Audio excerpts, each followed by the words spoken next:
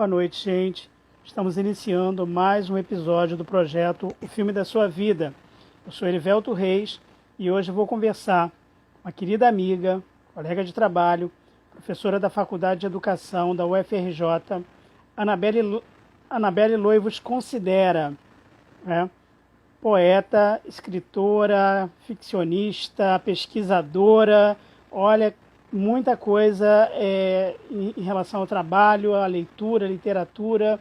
Vai ser um prazer conversar com ela. Vou mandar o convite e a gente começa a conversar.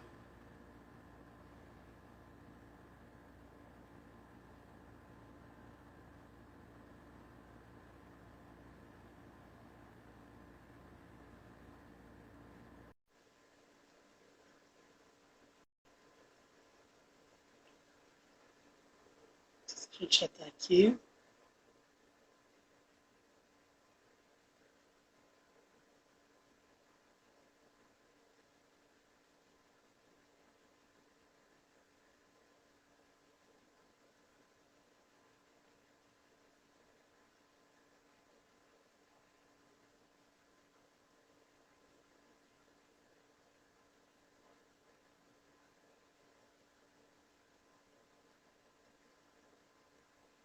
Dando o convite para a Anabelle.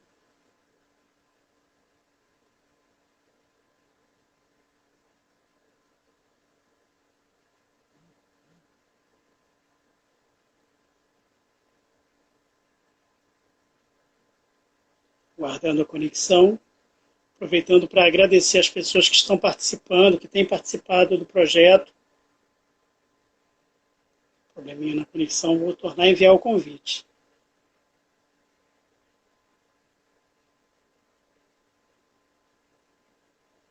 Assim, convidando. Descendo a Anabelle aqui para mim. Oi, Erivelto. Dividindo a tela. Opa. Boa noite. Tudo bem com você? Boa noite. Anabelle, querida, seja bem-vinda. Obrigada, Erivelto. Estou muito feliz de estar aqui com você hoje. Muito, muito, muito, muito mesmo. Escapei espaço bacana, cara, para falar de cinema, arte, cultura, literatura, nossas paixões, nossas professoragens também, né? Professores de cinema tem tudo a ver. Bacana. Eu estava aqui pensando, Anabelle, o dia para você tinha que ter mais do que 24 horas, porque você não para, não é? É uma correria, trabalhando sempre, atendendo todo mundo. Bacana, cara, para falar de cinema, arte, desculpa, cultura, deixa eu só baixar aqui nossas paixões, nossas professoragens. Nossas professoragens. Bom, foi aí que eu parei, desculpa. O dia tinha que ter 24 horas, tinha que ter um monte de coisa também, né? Tinha que ter também secretária particular, mais o quê? Limusine na porta. Ah, nem fala, nem fala. Bom, então por isso eu quero agradecer a você pela deferência, por ter aceitado participar do projeto. Eu sei que não é fácil, você tem inúmeras ocupações, né? O teu dia é sempre muito ocupado, e você tirar um tempinho para a gente conversar é para mim uma alegria.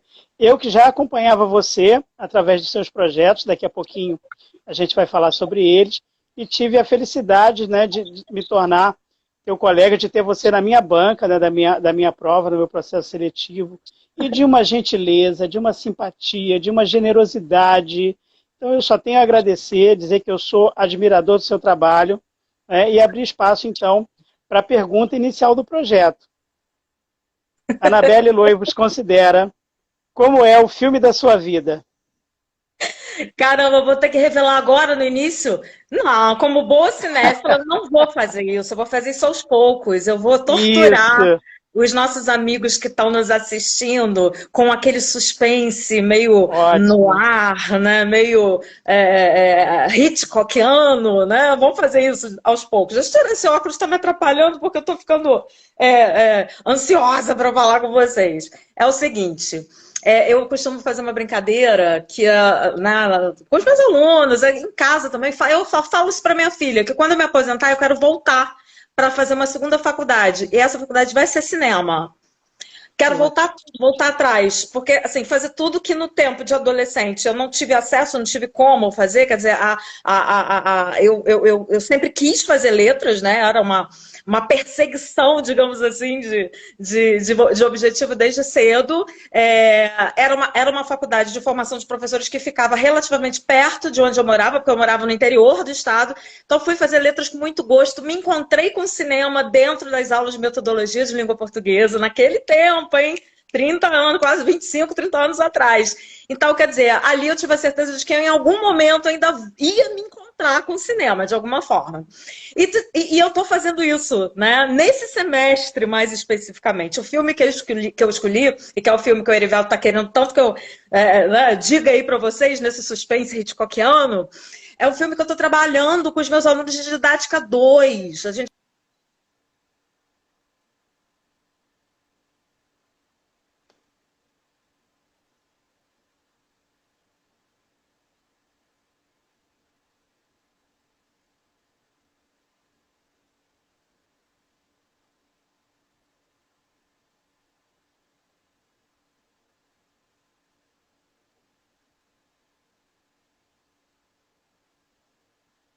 Então, é assim, né? Esse é o tal do filme da minha vida. Eu sei que vocês poderiam estar esperando de uma mulher do século XX, né? Porque eu já sou uma mulher do século passado, que eu tivesse escolhido, por exemplo, Thelma e Louise, né?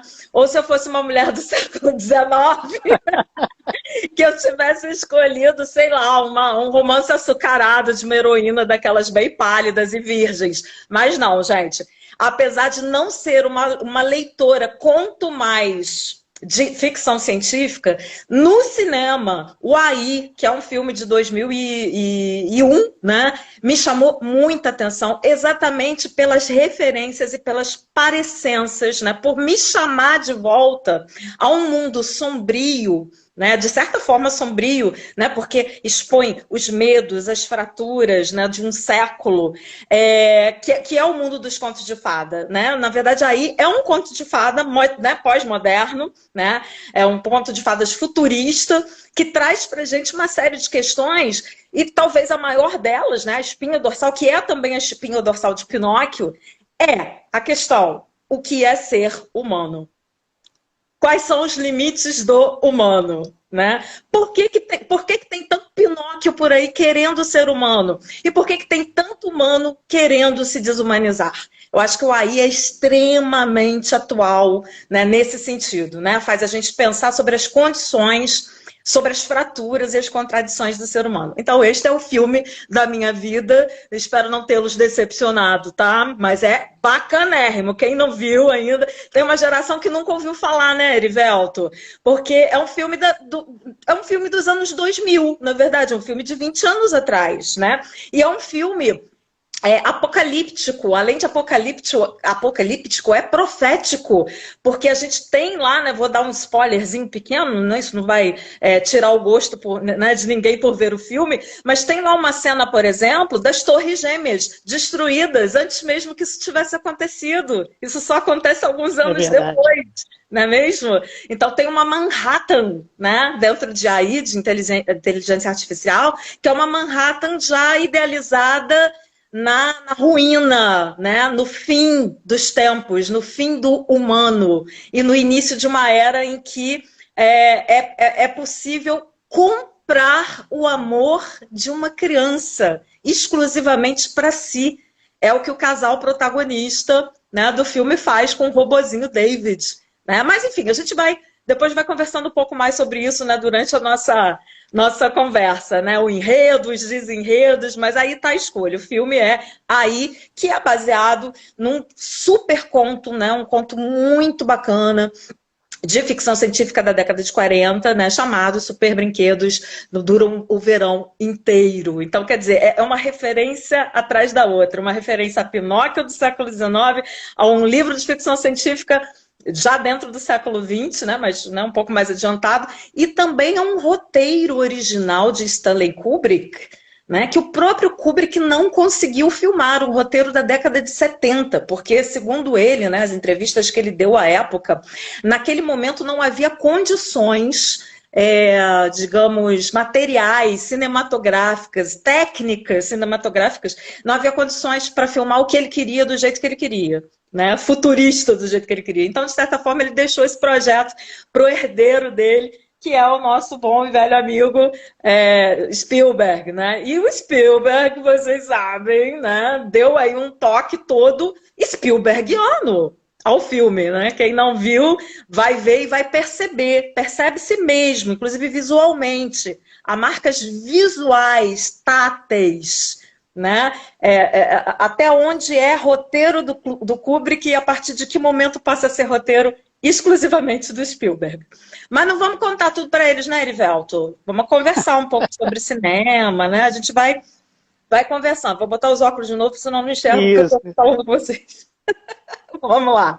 Anabelle, quando você falou, eu quero falar desse filme que eu te mandei o convite, eu fiquei como que, assim, encantado, paralisado no momento, porque é um dos meus filmes preferidos, eu adoro essa leitura que você propõe, né, do diálogo com Pinóquio, e acho as atuações, eu acho a ideia de recriar a fada azul, a ideia, né, da maternidade e do afeto interrompido naquela maternidade que é construída, né, por um desejo com aquele robô.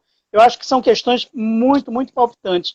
Mas eu quero chamar a atenção para o fato, né, para as pessoas que estão nos vendo, as que nos verão no futuro, que vão nos ouvir, que a professora Anabelle falou que veio do interior, é Cantagalo, não é isso? Isso, exatamente. Sou cantagalense, terra de Euclides da Cunha. Pois é, terra de Euclides da Cunha.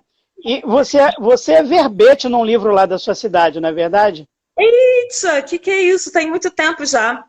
Nossa, mãe. É porque é o seguinte, a cidade do interior é assim, quando a cidade tem um filho ilustre, como Euclides, né, vira verbete, né? Depois que morre, ou vira busto na praça, como Euclides, né, muito merecido, ou vira verbete.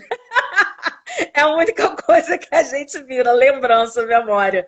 Mas foi feito um trabalho, uma vez por uma equipe de pessoas ligada ao setor de memória, se não me engano, da Câmara Municipal de Cantagalo, e eles foram fazendo assim, uma pesquisa desde a fundação da cidade. A cidade é uma das cidades mais antigas ali daquela região, né? Foi uma zona cafeeira muito importante, né? Para vocês terem uma ideia, Cantagalo foi o município sede que congregava vários municípios ao seu redor, até Nova Friburgo, até Cachoeiras de Macacu. Então era uma área gigantesca, faz divisa com Minas, né? Até hoje o distrito mais distante de Cantagalo fica a 48 quilômetros de distância. É um município bem, bem grandão, né? Quer dizer, ainda herdeiro daquela coisa do ouro negro, né, do café.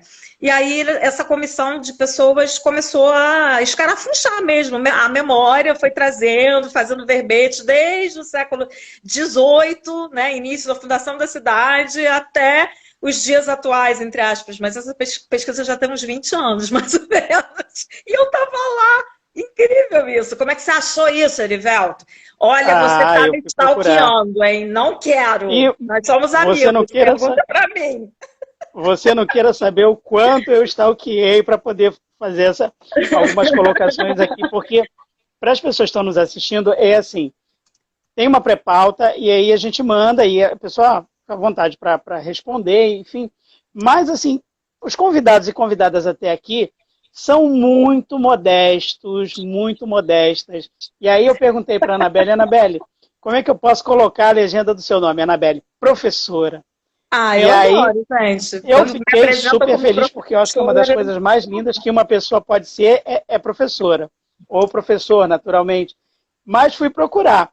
Aí encontrei uma Anabelle, né, pesquisadora da obra de Euclides, pesquisadora do sebastianismo, que relacionou o mito de Dom Sebastião com Euclides da Cunha e os Sertões, que escreveu poesia. Sim, muita coisa. Nossa, desde adolescente. Fui ler os poemas, fiquei encantado. Então aqui eu cheguei a Dona Maricotinha, em 2014, pela Oficina Raquel. Sim. Pura Puxa Puta Poesia, pela Moinhos, em 2019. Uma pesquisa linda sobre sebastianismo a partir da obra do Manuel Alegre, orientada pelo professor Mário César Lugarinho. Euclides da Cunha é um livro publicado e vários organizados, e o encantamento também pela Lígia Fagundes Telles, que é uma paixão também que eu tenho na literatura. Isso tudo para perguntar a você o seguinte: como foi a infância lá em Cantagalo? Como é que você foi parar na literatura? Como é que é a história dessa paixão, desse amor com a literatura? Ih, menino, vamos lá. Infância, Cantagalo. Eu tenho um pai que é funcionário público, uma mãe que é funcionária pública. Mãe professora, pai agente administrativo de um museu chamado Casa de Euclides da Cunha. Deu ruim, né? Deu ruim. O que acontecia? Minha mãe dava aula no que hoje a gente chama de EJA, mas naquele tempo era supletivo, era o curso noturno para adultos, né? Jovens e adultos que não tinham completado sua escolaridade no seu tempo normal, digamos assim. E aí a minha mãe ia trabalhar à noite, meu pai trabalhava durante o dia todo numa fábrica de cimento, né? Chamada na época Alvorada, né? Aliás, é uma das fontes de riqueza do município, é o calcário, tem lá 3 fábricas de cimento, é o terceiro maior polo cimenteiro do estado do Rio. Né? E aí eles trocavam, né? Meu pai cuidava da gente à noite, minha mãe cuidava de dia, né? Éramos 2 irmãs naquele momento, eu e a Marcela. Marcela hoje professora de história também, olha só, professoragem na família toda, né? E aí meu pai muitas vezes levava a gente para os plantões noturnos dele na casa de Euclides da Cunha, né? Ele era um escriturário, ele fazia toda a parte, né, de documentação da casa, né? Ele não tinha formação em museologia, não, né? Meu pai era formado em nível de 2º grau, naquela época se chamava 2º grau, em contador. Mas ele foi funcionário da casa durante quase 40 anos. Quase 40 anos. Então a gente pegou esse início, né, do trabalho dele lá na casa, e era muito interessante porque a casa de Euclides da Cunha não é a casa onde ele morou nem nasceu. Essa casa não existe mais, tá? Como tudo no Brasil, foi, né, colocado abaixo, foi vendido inclusive para uma das cimenteiras que está lá instalada, né, em Cantagalo, que é a Cimento Mauá, Lafarge Cimento, que está saindo do Brasil também, tá? Enfim, então a Fazenda da Saudade, onde Euclides nasceu, foi colocada no chão, botaram lá uma pedrinha comemorativa, só para, né, um busto do cara, para dizer aqui nasceu Euclides e ponto. Isso é o ponto de referência de memória que existe de Euclides lá.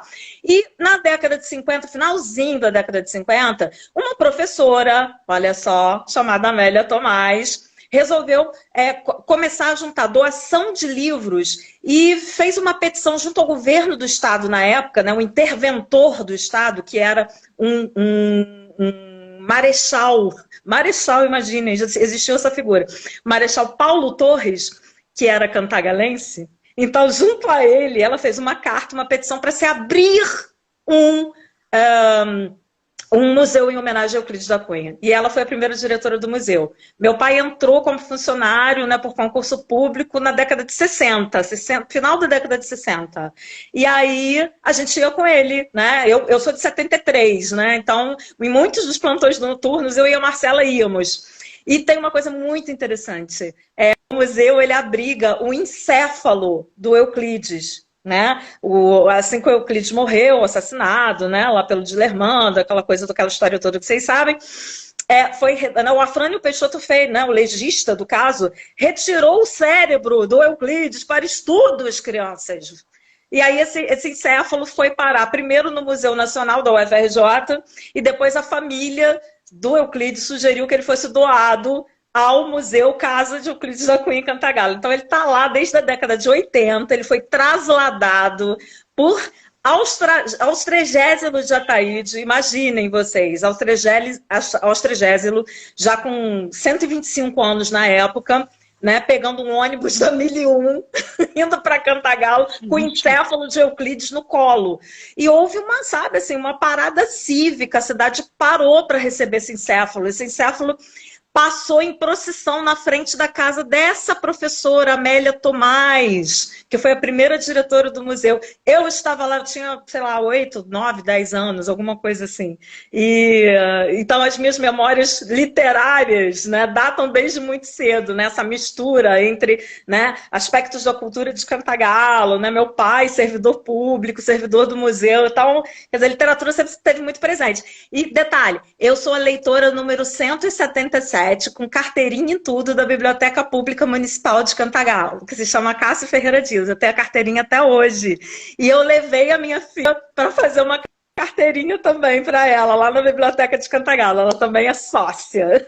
Porque, né, quer dizer, toda a minha leitura de juventude foi feita na biblioteca pública, não tinha livraria em Cantagalo, né? Não tem até hoje, tá? Nós estamos em 2021, não tem livraria em Cantagalo. Cantagalo já teve até cinema, né? Para resgatar o nosso tema, mas livraria, né? Eram, assim, livros vendidos por encomenda na papelaria da esquina, e principalmente livros didáticos, mas livros literários não. Só a biblioteca pública dava conta dessa, né, digamos assim, dessa disseminação da literatura. Foi lá que eu conheci Jorge Amado e me apaixonei, principalmente por Capitães de Areia. Foi lá que eu conheci Clarice Lispector, os poemas de Drummond, né, até os poemas proibidos de Drummond, aqueles eróticos, estavam lá, né? Tá lá com a minha letrinha lá, ó. Peguei o livro, assinei a ficha e fiquei com ele 2 semanas. A gente podia ficar com o livro 1 semana e renovar por mais uma. Fiquei com ele por 2 semanas, para vocês verem como o tema me encantou. Poemas eróticos de Drummond. Enfim, muitas lembranças boas da minha terra. Estou sempre lá de volta. Tenho projetos, né, de extensão pela UFRJ lá, né? Eles estão, de certa forma, um pouco parados por conta do sucateamento da universidade. Mas a gente, durante pelo menos 10 anos, a gente manteve lá uma série de atividades semanais, rodas de leitura. Tem lá uma brinquedoteca pela UFRJ, chamada Brinquedoteca da Cunha, né? Ludoteca da Cunha. Tem um centro de memória da história da educação fluminense chamado Arquivo de Memória Amélia Tomás, em homenagem à professora Amélia, né? Que era também poeta, foi a primeira poeta membra da Academia Fluminense de Letras. Olha que bacana, né? Gente. Mais ou menos pela mesma época que a Raquel de Queiroz entrou na Academia Brasileira, né? O pessoal costuma até fazer essa comparação. Quer dizer, Raquel já era conhecida nacionalmente, mas quem era a Amélia? A Amélia era uma professora leiga de português e de desenho do interior do estado do Rio, que dava aula no porão da sua casa. Era integralista, para vocês terem uma ideia. Tinha que andar na década de 50, né, quando o Getúlio voltou ao poder, ela tinha que andar com um salvo-conduto para ninguém desconfiar das ideias políticas dela, né? Tinha o jaleco verde lá, se correspondia pessoalmente por carta com Plínio Salgado, assim, nesse nível. Quer dizer, uma mulher que nunca saiu de Cantagalo, né? E tinha lá uma série de correspondentes, conseguiu montar um museu, montar uma biblioteca para o museu e ser a sua primeira diretora. Eu tenho muito orgulho disso, sabe? Dessa mulher ter desbravado, né, aberto tantas searas para a literatura e para a cultura de Cantagalo, né? Ainda nas décadas de 40, 50, 60, enfim. Muito bacana, né? Professora, hein? Tá vendo? Entre o museu e a biblioteca pública, lendo os livros na biblioteca de literatura na biblioteca pública, como era você na escola? É a cabeça a 1000 por hora também? Cara, olha que coisa interessante. Eu não estudei em Cantagalo, você acredita? Não estudei em Cantagalo, porque a minha mãe, né, como eu disse, ela era servidora pública, e naquela época os professores eles escolhiam as escolas de acordo com a sua colocação no concurso de ingresso ao magistério. E a minha mãe escolheu a escola dela em Cordeiro, que era uma cidade próxima. Então, como eu era mais velha, minha irmã ainda não estava em período de alfabetização. A gente tem uma diferença de quase 3 anos de idade, de uma para outra. A minha irmã ficava com a minha avó e a minha mãe me levava junto com ela para Cordeiro, né? Eu estudei minha vida inteira em Cordeiro. Só vim para Cantagalo durante um aninho, a antiga 4ª série, estudei no Colégio Lameira de Andrade, também tenho muito orgulho de ter estudado lá, um colégio maravilhoso. Mas aí depois eu retornei para Cordeiro e só voltei para Cantagalo para fazer meu curso normal. Meu curso normal eu fiz no Colégio Maria Zumira Torres, que é um colégio construído exatamente ao lado do terreno da casa de Euclides da Cunha, pelo Marechal Paulo Torres, né? Porque a Maria Zumira era mãe dele, então ele resolveu dar o nome da mãe ao colégio. Era um colégio de aplicação. Era um colégio que formava professores e era também um colégio de aplicação. Tinha desde educação infantil até o ensino médio. Muito bacana, né? Enfim, esse foi o percurso. Você com essa bagagem toda, né, toda essa influência e todo esse contato com a história, com a memória de Euclides da Cunha, você já há algum tempo desenvolve pesquisa sobre o autor, né, sobre o livro Os Sertões. Recentemente eu tive a oportunidade de assistir o Fórum Euclides, né, mais uma edição do Fórum Euclides, a qual você foi uma das mediadoras, uma das articuladoras. Você publicou o livro Sertão, Selva e Letra, Euclides da Cunha em Atravessamentos. Sim.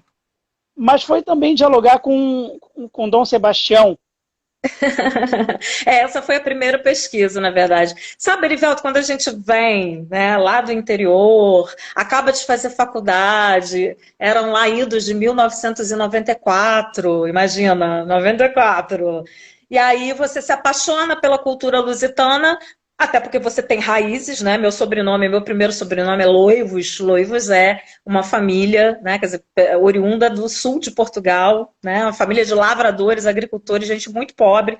Minha bisavó nasceu na viagem de navio intercontinental, né? De Portugal para o Brasil, Elisa Loivos, Elisa com Z ainda, né? Exatamente em 1900. Eu tenho que escrever a crônica dessa viagem. Né, antes que a gente se esqueça. Essa história me foi contada pela minha avó, pelas minhas tias-avós, e aí eu me descobri, de repente, com uma alma muito lusitana, sabe? Aquela coisa assim, como na obra do Eduardo Lourenço, né? A mitologia da saudade, né? O labirinto da saudade. Eu me descobri fã, obviamente, da literatura portuguesa. Tive uma professora que me encantou durante toda a graduação, que era oriunda da UFRJ, professora Cristina Paes, maravilhosa. Hoje ela está lá no Paraná, dando aula na Federal do Paraná, uma linda. Foi aluna e orientanda de Cleonice Berardinelli.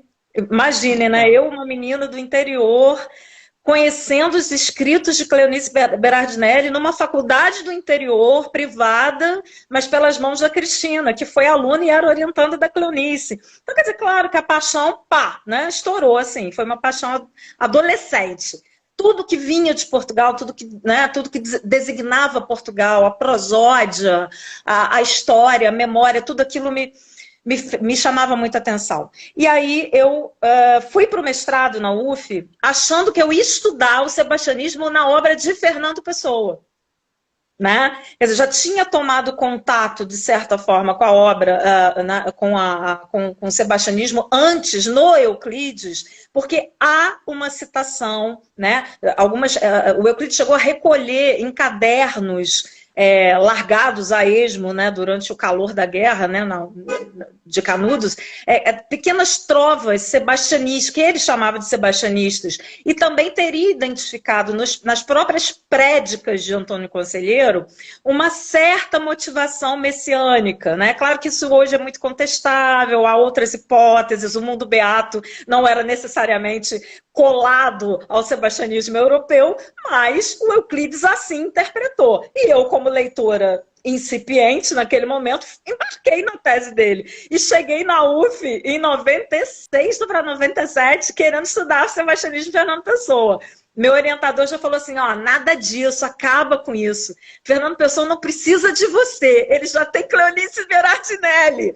Vamos ousar, vamos fazer isso, vamos estudar o sebastianismo, mas as representações das fraturas do sebastianismo na poesia moderna, né, pós-moderna em Portugal. Foi aí que eu conheci Manuel Alegre e também me encantei, me apaixonei e acabei desconstruindo, de certa forma, o mito que eu própria tinha sobre o sebastianismo a partir, né, daquela primeira visão, daquela primeira cosmovisão que o Euclides teve. Então foi muito bacana, foi um diálogo legal, né?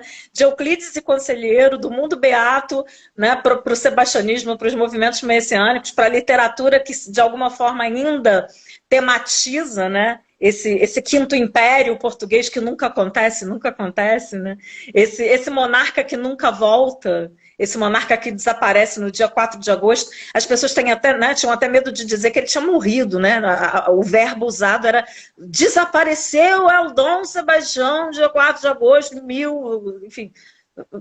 Desaparecer não é a mesma coisa que morrer, né? Quem desaparece pode retornar a qualquer momento. Então, tá aí, né, essa beleza da mitologia, né, o mito que é vivo, né, e que o próprio Fernando Pessoa reinterpreta em mensagem também, né. Na verdade, mensagem eu acho que é o único livro que o Fernando Pessoa assina como ele mesmo, né. Não é isso? Se eu estiver errado, me digam, tá? Porque há muito tempo que eu não retorno a pessoa, mas, enfim, mensagem, um livro encomendado também, né, tem toda aquela, digamos, aquela discussão, né, de qual é a valência de um livro que é encomendado pelo Estado Novo, né, de Portugal, assim como Sicília e o Romanceiro da Inconfidência, aqui no Brasil.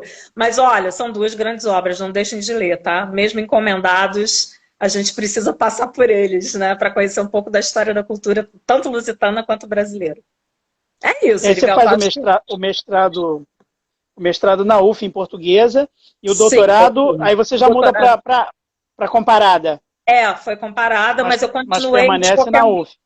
Permaneço na UF e permaneço estudando a obra, aí sim, a obra completa do Manuel Alegre, né? Manuel Alegre é um ícone, né, português, enfim, um ícone da Revolução dos Cravos, inclusive, né?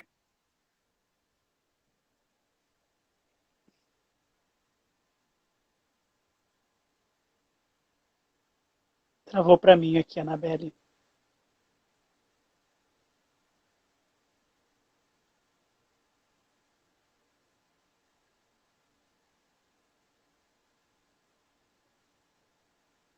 Aguardando retornar a conexão.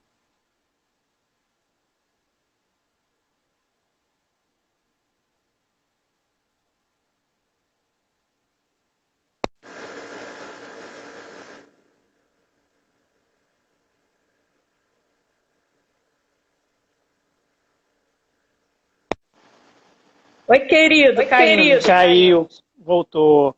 Você falava da tua pesquisa no doutorado sobre a obra completa do Manuel Alegre. Exatamente. Deixa eu só tirar esse eco aqui que eu não sei de onde está vindo.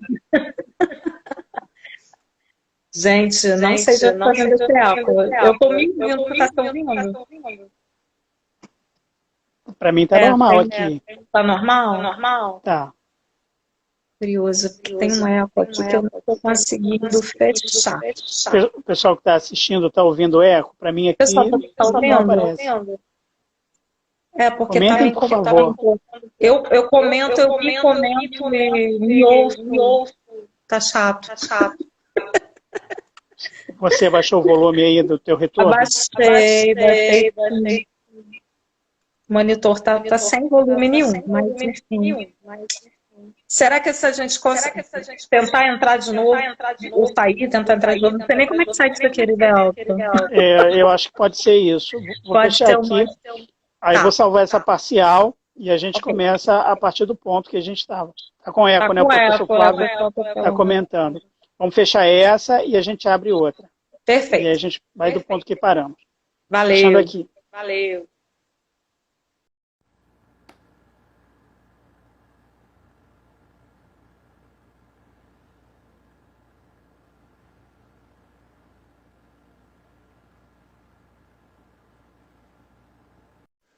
Mandando convite para a Anabelle.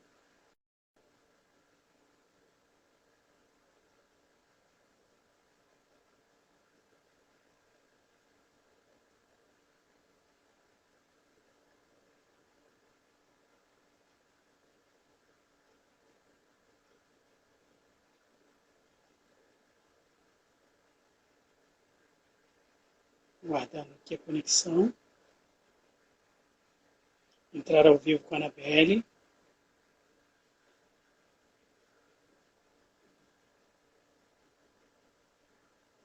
Já aceitei aqui, Anabelle.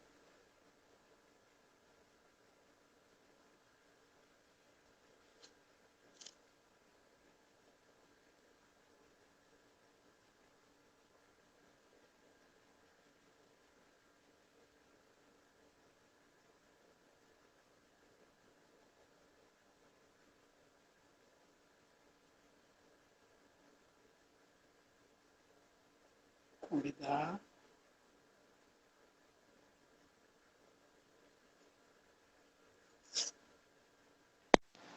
Oi, Erivelto. Oi, tudo bem? Tudo Sumiu o bem. eco? Agora sumiu. Então, vou retomar o ponto em que eu citei uma epígrafe. Sou Sim. o resultado de um cruzamento inusitado, um filho de ferroviário e uma filha de Maria. Entre trilhos e pecaditos, espero entrar apitando no céu. Fala um pouco da tua produção de literatura, de ficção. Esse texto está num livro chamado Pura Puxa Puta Poesia. Esse texto está lá no Pura Puxa Puta Poesia, que é o mais recente, né, de 2019, lançado pela Moinhos, né, super feliz com o resultado. Só que ele é de 2019, só que ele reúne poemas de muito tempo, assim, de idades, digamos, muito diferentes. Tem coisas ali, assim, com um lapso de tempo de, sei lá, 15 anos entre um poema e outro. Então, eram coisas que eu estava guardando.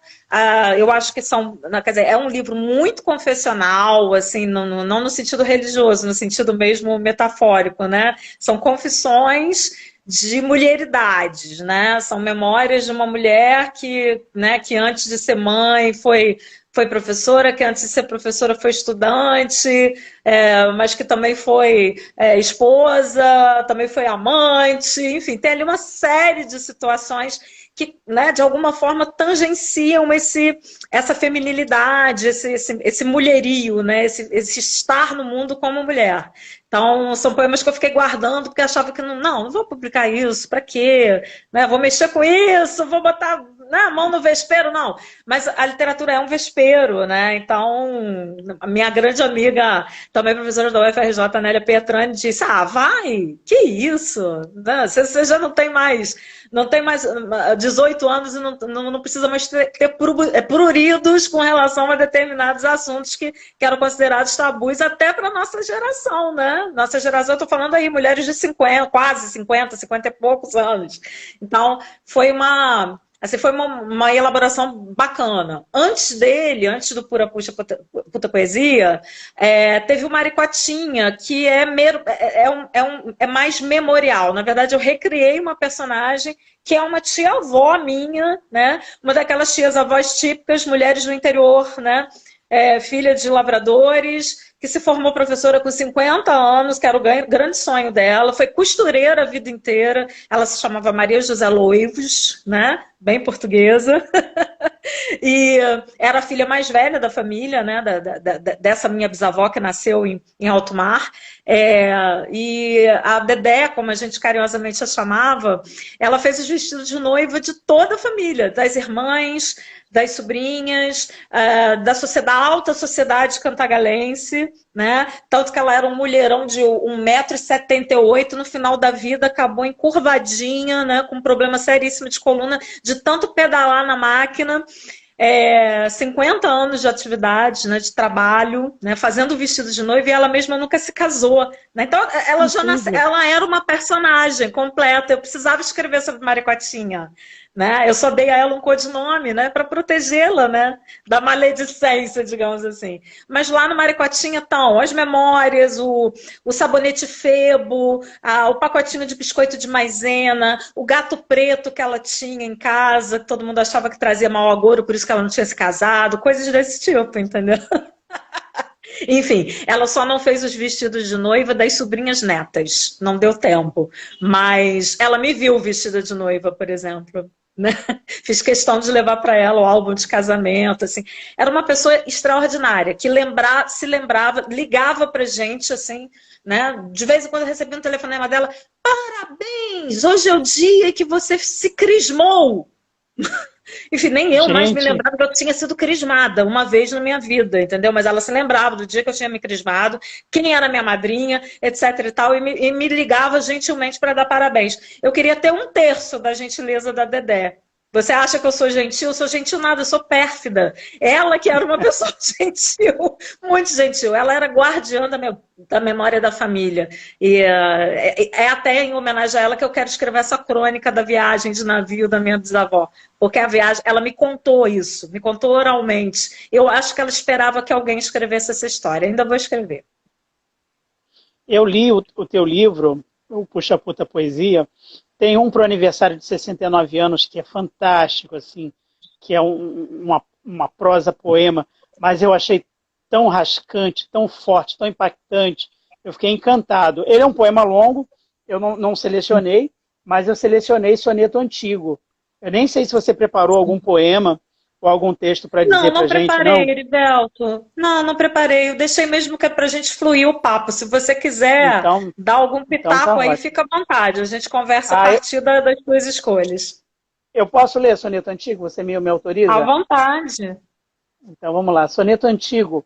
Coisa mais triste e sem cantilena é a hora em que o amor, condenado a perpétua pena, cai, exaurido no chão de mágoas.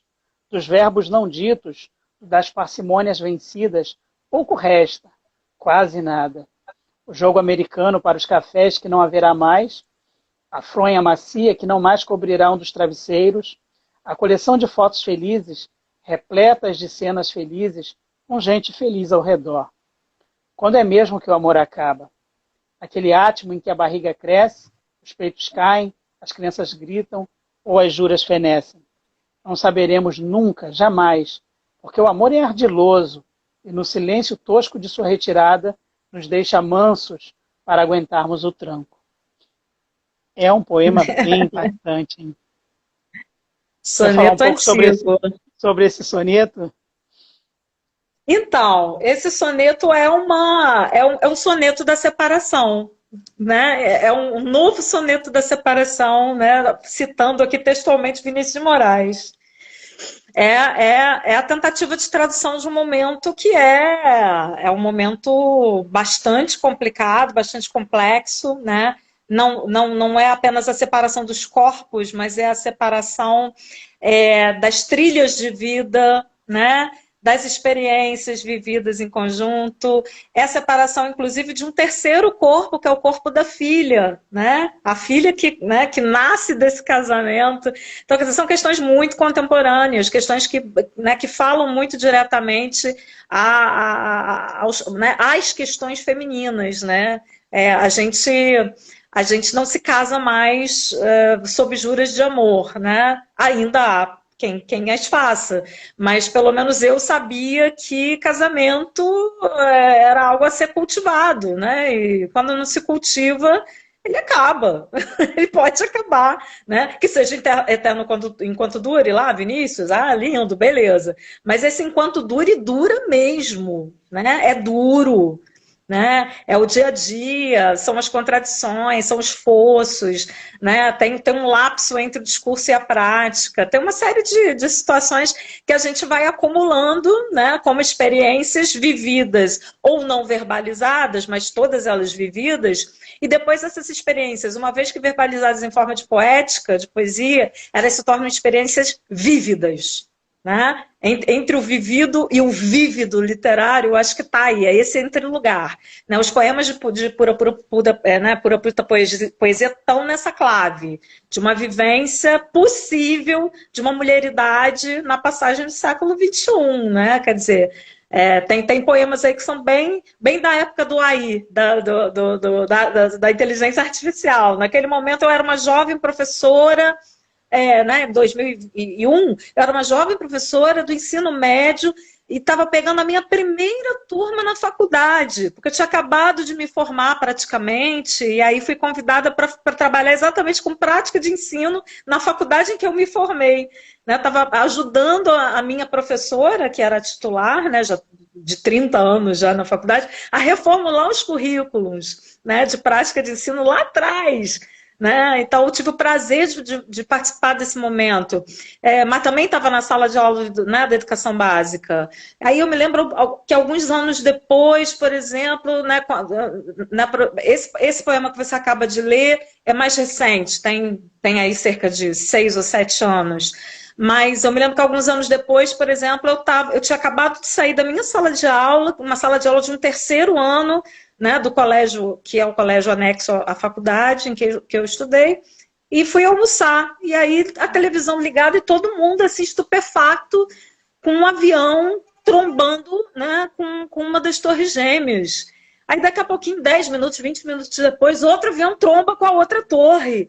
E eu lá comendo minha batatinha, entendeu? Meu bife com feijão com arroz. E aquele dia foi o dia né? Foi um 11 de setembro que marcou a vida do mundo inteiro, mudou a vida das pessoas, mudou a perspectiva das pessoas, né? E esse dia estava profeticamente lançado, entre aspas, no filme Aí, né? Que foi o filme que eu escolhi para a gente falar hoje. A gente falou pouco do filme, por isso que eu estou tentando retomar aqui. Mas eu acho que a poesia, ela é esse elo capaz de, sabe, de trazer essas memórias para mim, as minhas memórias de professora, de mulher, de cidadã, né? Tá tudo ali muito misturado, né? Meus gritos estão todos ali, né? Meus gritos de parto, inclusive, né? Tem um poema que eu acho muito bonito, que é horrível, tá? Mas eu acho bonito, né? Que eu falo da desmenorreia do útero, né? Que foi uma experiência que eu vivi, que outras tantas mulheres como eu viveram, de perder uma criança, né? Né, de investir muito afetivamente naquela gravidez e de repente placas se soltam, né, escorrem pelas tuas pernas. E aí eu me lembro do poema da Marina Colasanti, né, que o sangue dos homens mancha as bandeiras, né, mancha o chão da história, é pisado por outros homens. O sangue das mulheres não, ele cai num manso sangrar sem grito nos travesseiros, nas fronhas alvas, nos lençóis, né? Quer dizer, com toda essa delicadeza da Marina, eu já parto para a desmenorreia do útero, né? Cai, isso mesmo, pode cair, eu não te quero mais, sangue em placas, sangue que está morto, etc. E tal. Esse poema também está no Pura Puta Poesia. Eu me lembrei dele agora, não sei de cor, eu sou muito ruim para coisas de cor, mas ele tá lá como uma experiência brutal, não é delicada como a da Marina, mas é o mesmo sangue do mulherio que desce, que desce, que desce.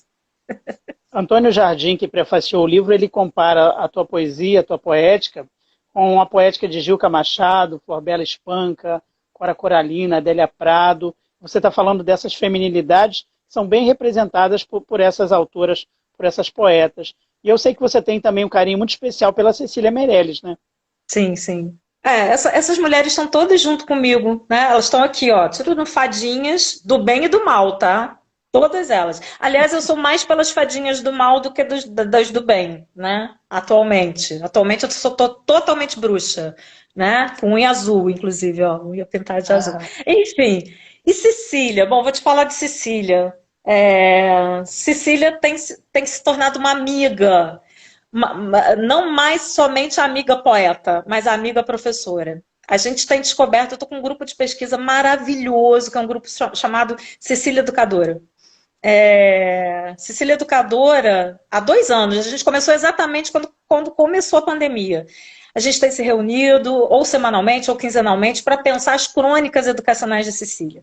Cecília era uma pensadora da educação de vanguarda, né? Ela, inclusive, assina o Manifesto dos Pioneiros da Educação, mas não tem o protagonismo que deveria ter tido. Essa mulher manteve uma coluna, né, diária no jornal. Isso é uma coisa de louco, coluna diária no jornal, né, no jornal chamado Diário da Manhã, falando sobre problemas de educação. Chamava-se Página de Educação, né, simplesmente. E ali ela viu nesse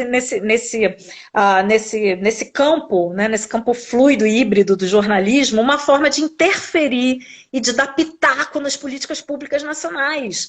Né? Ela escreve entre os anos 30, ali mais ou menos entre 30 e 33, depois ela dá uma parada, porque ela vira persona não grata, né, na ditadura de Getúlio Vargas, e depois ela volta a escrever na década de 40, entre 45 e 46, mais ou menos, né, já para um outro vespertino. E ela produz, cara, uma enormidade, assim, tem cerca de 700 crônicas produzidas por Cecília nesse período. Né? E ali a gente tem uma Cecília militante contra o ensino religioso, pela educação laica, pública, gratuita e socialmente referenciada, pela literatura infanto-juvenil nas escolas, assim, né? Uma mulher muito à frente do seu tempo, né? Uma mulher que já era a Cecília, já era Cecília de Viagem, né? Já era Cecília de Mar Absoluto, por exemplo, mas era também uma militante das causas educacionais, né? Pensando a educação de uma maneira bastante ampla, às vezes até enviesada, assim, ainda com certo aspecto messiânico, sabe? Aquela coisa assim de educação salva, educação humaniza, né? é na educação que o país vai encontrar o seu rumo, né? Quer dizer, que depois ficou esvaziado de sentido por causa de discursos políticos, né? Mas é ela que vai dar base, vai dar sustentação, que vai dialogar diretamente com a professorada do então Distrito Federal, através do jornal, do Distrito Federal do Rio de Janeiro, né? É ela que vai falar sobre temas como escolas mal arejadas, que precisam de ventilador, professor que ganha mal, políticas públicas equivocadas, como o retorno do ensino religioso. Aí ela chama o Fernando de Azevedo para dialogar com ela, chama, enfim, toda aquela galera, todos os ideólogos, né, do Manifesto dos Pioneiros, e enquanto esses homens estão, né, entre aspas, assinando documentos, tramando nos bastidores os rumos da educação pública brasileira, ela está no jornal, dando a cara a tapa, chamando Getúlio de ditador. Sério!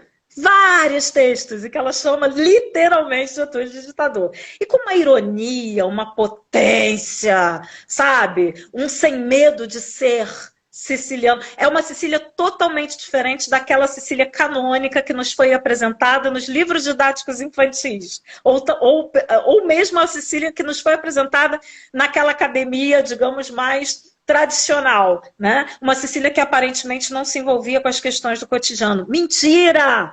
É uma Sicília engajada nas discussões do seu tempo, da história, da cultura, uma Sicília transcendentalista, uma Sicília que é capaz de receber, por exemplo, né, os ideólogos da revista Festa na casa dela, católica, né? A galera católica do lado da galera que viajava com ela, por exemplo, para a Índia, né, para divulgar os escritos de educação, da educação brasileira. Enfim, uma Sicília múltipla, militante, aguerrida, um mulherão da porra. Se é que eu posso falar palavrão aqui, posso? Agora já era. As pessoas estão comentando aqui, Anabelle, parabenizando, né, dizendo que estão adorando te ouvir. O Bruno Cresta, que entrou ainda há pouquinho, disse que você e Antônio Jardim foram a base da educação literária dele. Então as pessoas estão comentando aqui no chat a sua participação. Enquanto você falava da Cecília, eu me lembrei de uma passagem em que ela passa num concurso para uma vaga, né, de titular como professora, e não deixam ela assumir, e aí no segundo ano ela passa de novo e não deixam novamente ela assumir. Ela faz uma biblioteca de literatura infanto-juvenil, e aí tacam fogo na biblioteca, uma campanha ferrenha contra ela, e tudo isso enquanto ela vivia o que hoje a gente chamaria de uma relação tóxica, de um relacionamento abusivo, que culminou de uma forma terrível para ela, né? Então, assim, é verdade. E na escola, quando eu estudei Cecília, né, a gente estudava a Cecília lírica, né, do Leilão de Jardim, dos poemas, né, dos sonetos, das canções.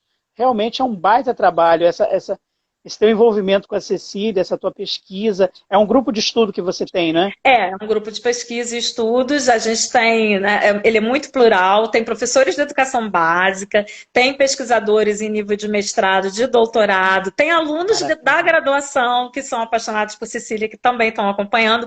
E a gente vai agora, quer dizer, a gente já está partindo para o momento final da pesquisa. Cada um de nós já fez o seu recorte pessoal e cada um de nós está produzindo, terminando um artigo, né, um ensaio ou um artigo para compor um livro, um e-book, em homenagem aos 120 anos da Cecília, que deve sair até o final do ano. Aí quando sair, a gente volta para falar da Cecília aqui, nós e o grupo, com certeza. Agora, você é uma pessoa que eu não sei se você vai se incomodar com o uso da palavra que vou fazer agora, mas eu vejo você como uma professora pop, plural, multimídia. Você lida bem com todos os setores, desde a cultura, literatura, cinema, como você falou, a questão da articulação da pesquisa, né? Você tem um cuidado muito grande com os estudos da memória, em fazer o ponto a ponto dessa trajetória da educação brasileira. Você é muito cuidadosa com relação a isso.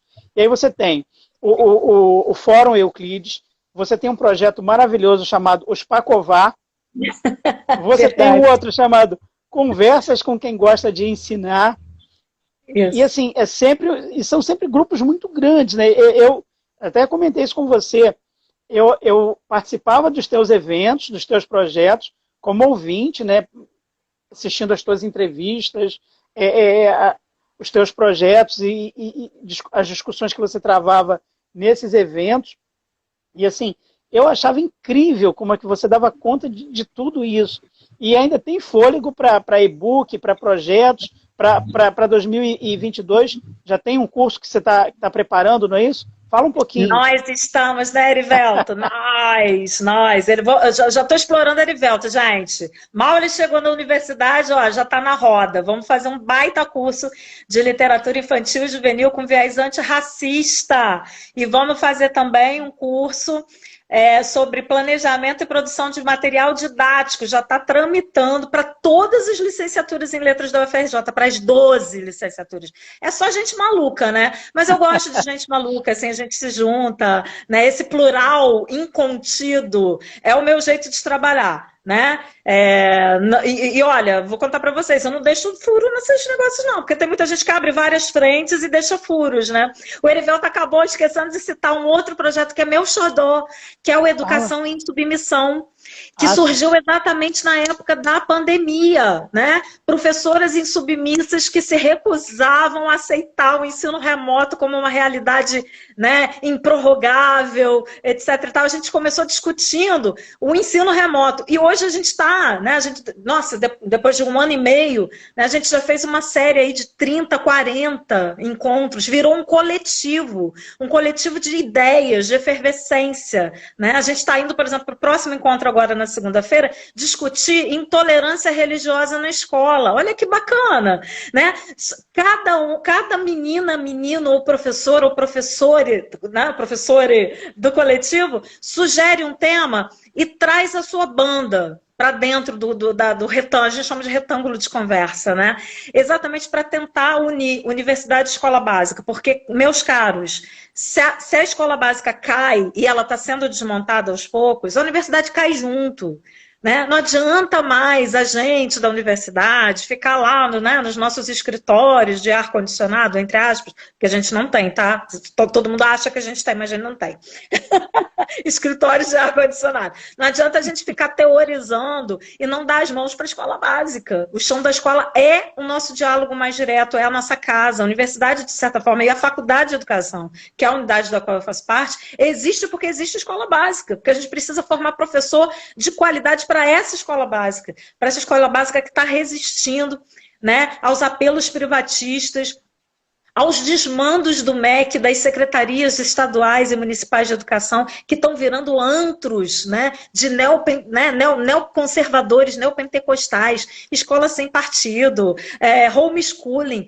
Gente, a coisa está sendo dinamitada, a gente precisa estar presente, a gente precisa ser uma Sicília. Todo mundo virar Cicilinha. É chamar de ditador mesmo. É cobrar do secretário de educação uma outra postura, né? É como eu, por exemplo, que tenho uma filha em escola pública, encher o saco toda hora, entendeu? Participar dos conselhos de pais e mestres. É ser uma voz dissonante. A gente precisa, né, dessa dissonância para pensar a educação pública e o que a gente quer de projeto de escola para esse século. Né? Não dá mais para ficar pensando qual será a escola do século XXI. É a escola que dá robótica, que oferece robótica, ou então aquela que prega um cartaz ali ó, na esquina, manda fazer um outdoor dizendo quantos alunos passaram para o vestibular da UFRJ. Não sei se é essa a concepção de escola que eu quero. A escola que eu quero para minha filha é a escola pública, laica, gratuita e socialmente referenciada. Né? Por isso que ela está na escola pública desde a creche. Né?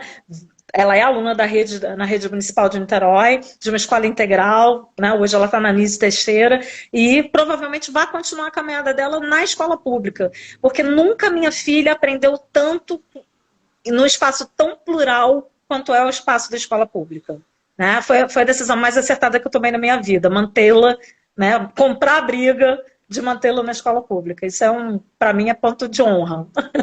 É muito bacana ver que ela hoje é leitora de mangás, por exemplo. Né? Olha que legal. Que ela está lendo aos pouquinhos, né? Mas ela está lendo aos pouquinhos, mas comigo, né? Com a minha ajuda, mas está lendo a biografia de Pedro II. Porque ela se apaixonou pela personagem. E aí ela pediu, mãe, compra o livro que fala sobre a vida dele. Vamos comprar, filho, vamos lá, vamos ler juntas. E a gente lê um capítulo por noite, né, da biografia da Lilian Schwartz, que é maravilhosa. Eu vou fazendo aquele zapping, né, aquele recorte, eu tiro as questões mais teóricas e me prendo mais ao enredo, né, digamos, à vida mesmo de Dom Pedro, né, como mecenas das artes, da literatura, né, como imperador, digamos, apresentável, humanista, né, que a gente teve, uma baita personagem, né.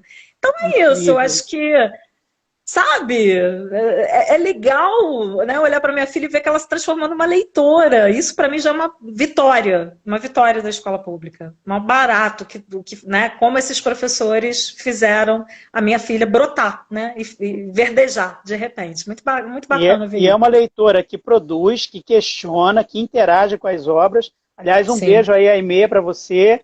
Obrigado aí, porque eu digo sempre aqui, quando um convidado, uma convidada vem para esse momento, a gente agradece sempre a família, as pessoas que estão ao redor, porque é o momento da intimidade, é o momento, né, muitas vezes, do aconchego doméstico ali, que a gente entra por uma hora e pouquinho, para poder bater esse papo, para poder conversar sobre literatura, sobre cinema. Então, um beijo para você, Aimee, muito obrigado. E eu sou fã da sua mãe, fica sabendo, tá? Aliás, nós escrevemos um livro a 4 mãos, né? Eu e a Aimee, as Aimeanas. Esse é um capítulo à parte, né? Porque, na verdade, é assim, são as narrativas da mãe a partir das histórias contadas pela filha, tiradas dela, desde que ela era pequenininha até quando ela completou 10 anos, né? Então, né, coisas do tipo, a mãe chega com a filha da escola e a professora reclama que ela não está querendo fazer as atividades. Aí a mãe pergunta, Aimee, que negócio é esse de você não querer fazer as atividades que a tia está passando? Aí ela diz para mim tranquilamente, mãe, eu entendo tudo que a tia fala, para que eu preciso copiar de novo? Maravilha. Coisas desse tipo. Então, essa é minha filha, gente, mereço, né? Uma barata. Eu vou acompanhando os posts que você publica de vez em quando na rede social e fico encantado realmente. Inteligência, uma velocidade de raciocínio incrível. E é uma confiança, né? Porque para esse tipo de diálogo tem que ter muito amor, muita confiança, isso é fantástico. Olha só, Anabelle, a gente está chegando ao final da nossa conversa. Quero agradecer a você, mas quero te fazer ainda uma pergunta de encerramento. Muitas vezes, quando a gente conversa com um escritor, um poeta, uma poeta, elas acabam mencionando uma espécie de leitor idealizado, né? Alguém para quem eu estou escrevendo essa obra, né? E eu fiquei pensando na tua trajetória pela educação, você citou ainda há pouco a expressão chão da escola, todos os segmentos, inclusive coordenação, desenvolvimento de projetos que você citou, atualização de ementa, de material, produção, que você faz isso o tempo todo, pesquisa o tempo todo. Eu fico pensando o seguinte, como é a tua escola idealizada? Você falou de uma escola laica, socialmente referendada, democrática, enfim. Mas quando você está lá na sala de aula, vibrando com os teus alunos, e teus alunos e tuas alunas te amam, né? Ficam assim encantados sempre com você, e teus colegas como eu também te admiram muito, de verdade. Como é essa escola para a qual você trabalha? Como é essa escola idealizada por você? Eita! Pergunta de prova. Erivelto quer me reprovar, gente. Vocês estão vendo? Ele quer me fazer uma pegadinha, mas tudo bem. Erivelto, é a escola que trabalha para a gente ser. Para a gente ser o que a gente é. Que possibilita que nós sejamos. Que nós estejamos juntos. Que nós compartilhemos experiências de vida. É a escola, por exemplo, que faz, sei lá, faz a Aimee se encontrar com a Bruna. Eu estou citando aqui dois personagens reais, a minha filha e a melhor amiga da minha filha. A Aimee e a Bruna se encontram na alfabetização, estão juntas até hoje, até o 5º ano. A Aimee é filha de professora. Bruna é filha de uma trabalhadora de carteira assinada, que lava roupa para fora, né? Que vai à casa das pessoas para lavar e passar roupa. A Aimee e Bruna estudam juntas. A Aimee é branca, Bruna é negra. A Aimee e Bruna se encontram com uma professora linda chamada Sheila Castro. E a Sheila sugere que ambas, além do resto da turma, leiam Meu Crespo é de Rainha, da Bell Hooks, no 3º ano. para discutir africanidade, descendência, afrodescendência. E a Aimee curte, embora ela seja loura de olhos verdes. Ela curte porque ela se identifica com a narrativa de Meu Crespo é de Rainha por generosidade e por empatia à Bruna. Você entendeu? Esses encontros que a escola pública, né, que a escola pública proporciona para as pessoas, de plural, de pluralismo, né, de estar todo mundo junto, né, junto misturado, de comer junto, né? Minha filha fica na escola o dia inteiro, ela come no mesmo prato que a Bruna também come. Esse tipo de experiência é que a escola tem que proporcionar, né, para as crianças, a oportunidade de ser, a oportunidade de ouvir. Aprender a ouvir também é muito importante, né? Ter ouvidos sensíveis, uma escuta sensível, né? Para essas crianças, para as suas realidades, né? Para os seus mundos muito diversos, até para as suas pequenas intolerâncias e preconceitos, que a gente vai ter que aprender a trabalhar com isso, né?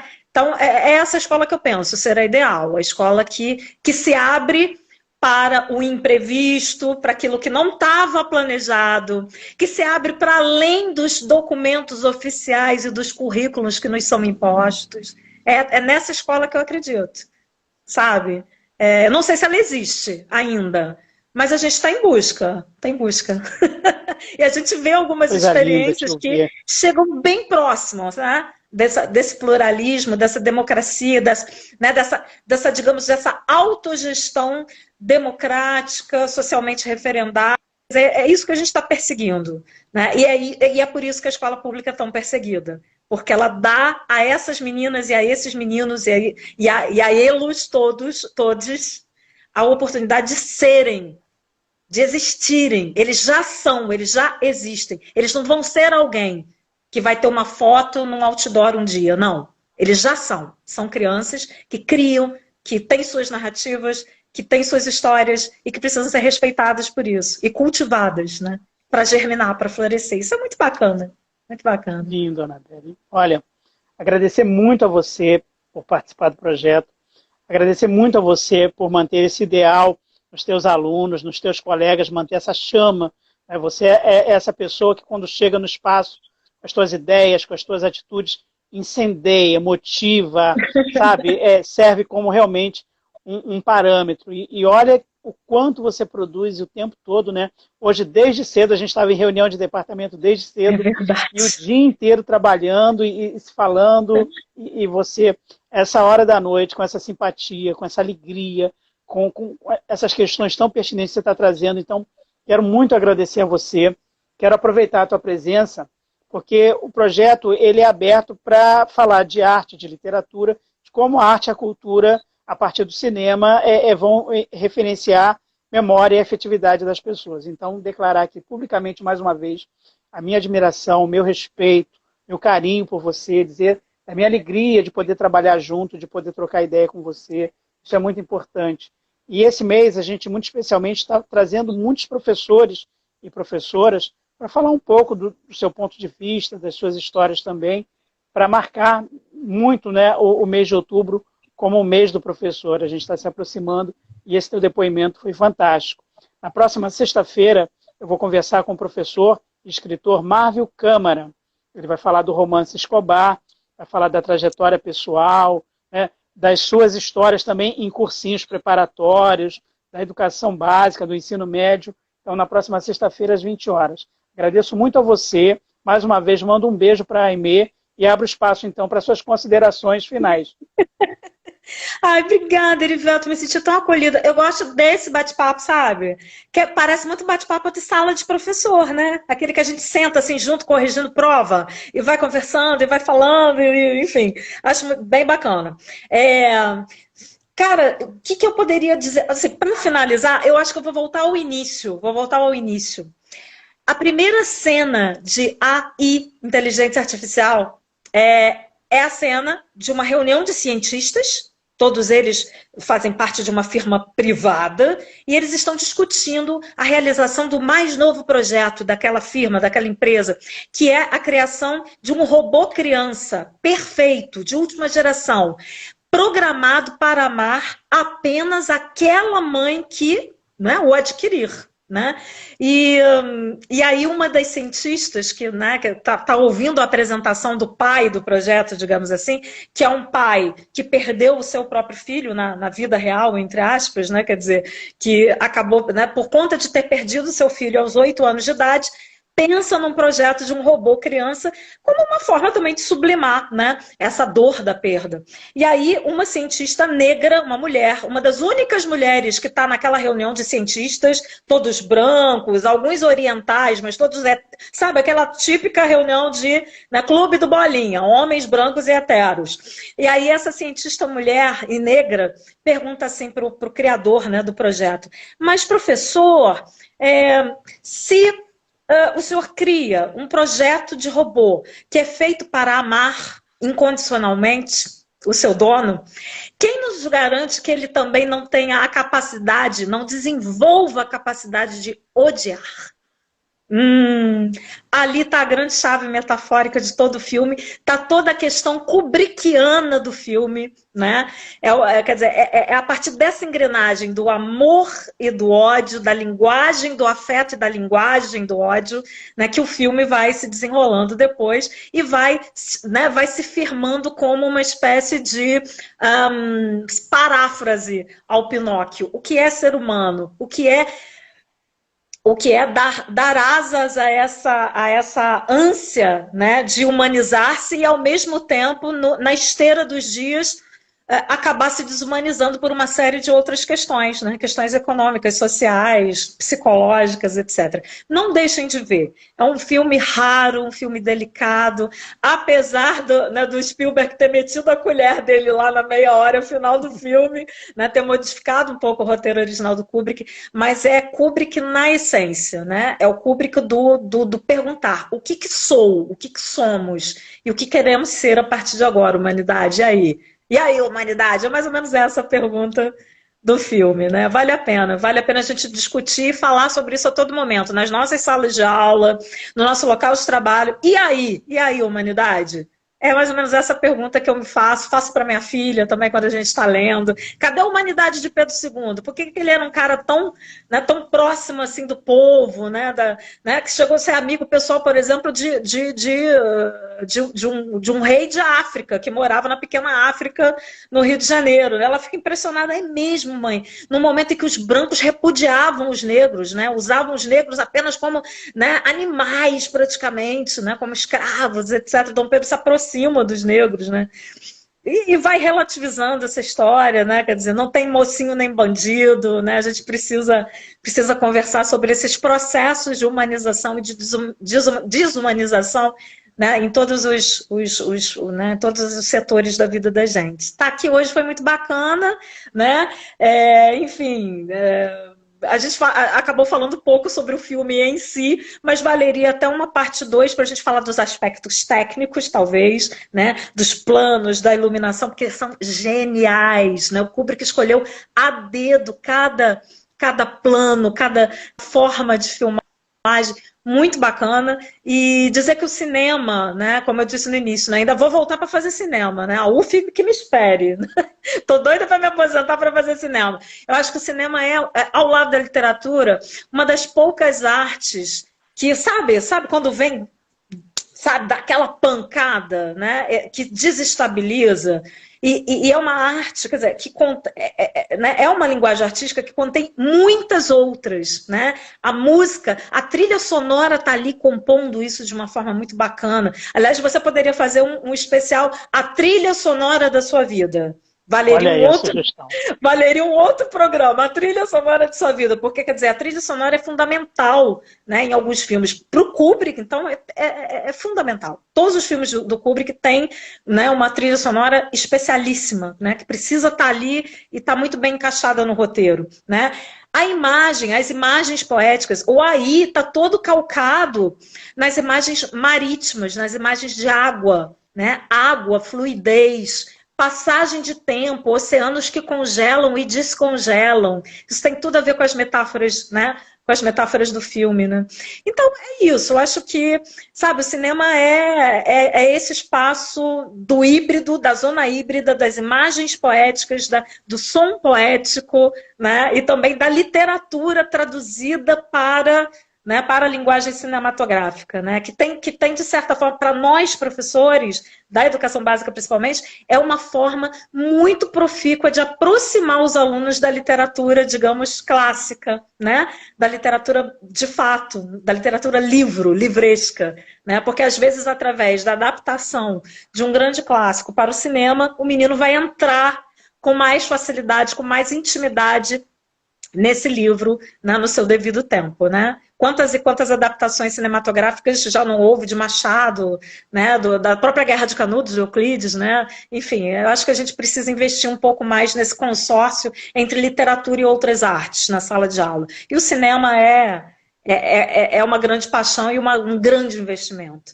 Vamos fazer um curso, Erivelto? Cinema e literatura na sala de aula. Vamos embora? Tá fechado. Para 2023. Que 2022 a gente não dá conta mais. Mas a hora que você quiser, obrigada, tá fechado. Obrigada mesmo por essa partilha, foi muito importante, muito bacana estar aqui com vocês, gente. Muito obrigado a você. Só lembrando, tá, gente? A Anabelle coordena um dos projetos chamado Conversas com quem gosta de ensinar. E esse projeto aqui é o filme da sua vida, mas hoje, quem teve a felicidade de ter uma conversa com quem gosta e quem sabe ensinar fui eu. Anabelle, uma referência em educação, uma referência em pesquisa, em simpatia, em amor realmente à literatura, às artes, ao ensinar. Muito obrigada, Anabelle. Boa noite. Boa noite, Erivelto. Boa noite, galera. Obrigada. Beijo. A gente se encontra. Beijo. Tchau, tchau. Fica bem. Tchau, tchau, gente. Tchau, muito obrigado. Tchau, Anabelle. Tchau, querido.